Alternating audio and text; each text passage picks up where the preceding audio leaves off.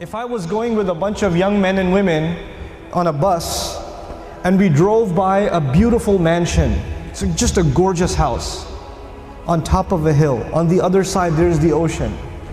Just an absolutely beautiful, stunning house.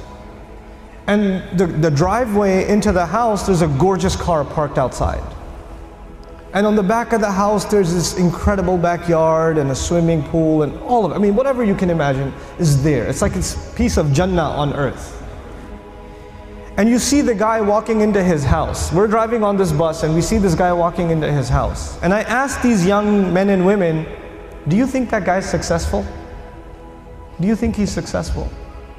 Overwhelmingly, what is going to be the response? Yeah, that's pretty successful. And the guy, look at him. Look at what he's accomplished in life. That's a pretty successful person. Okay.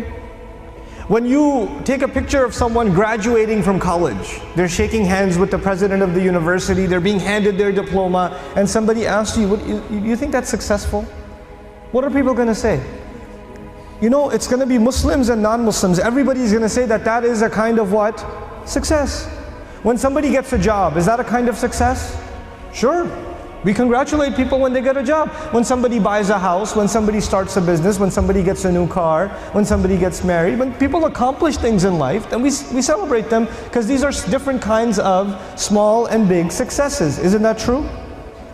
So the bus keeps driving and we see a man, a homeless man, who's living in a cardboard box on the street. And he looks like he's wearing clothes from a couple of years. And you don't want to go close to him because of the smell. And I ask my students, do you think that guy's successful? What do they say? They say he's not successful. Now imagine if I was riding in this bus, but in this bus there were not Muslim boys and girls, but they were Christian boys and girls, or Jewish boys and girls, or atheist boys and girls, or agnostic boys and girls, or Buddhist boys and girls. And I asked them the same exact question. Do you think their answers would be the same? Yep, their answers would be the same. That's the problem.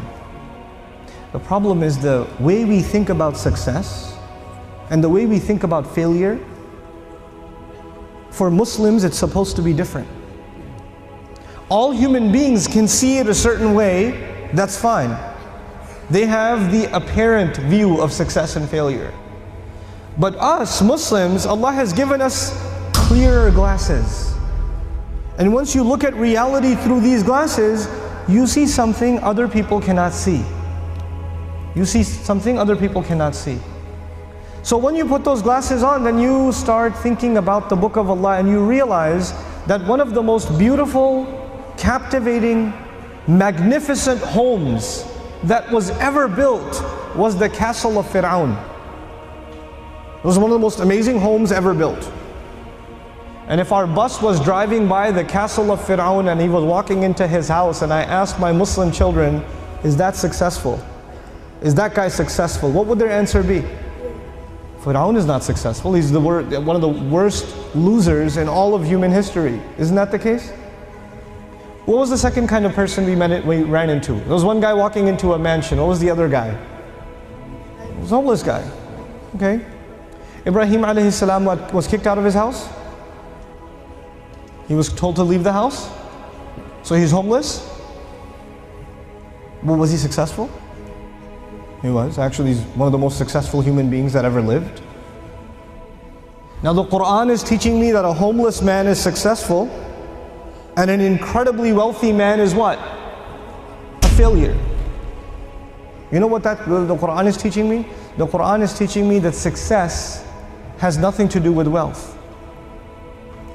And failure has nothing to do with poverty. Success and failure are different concepts for us than they are for everybody else.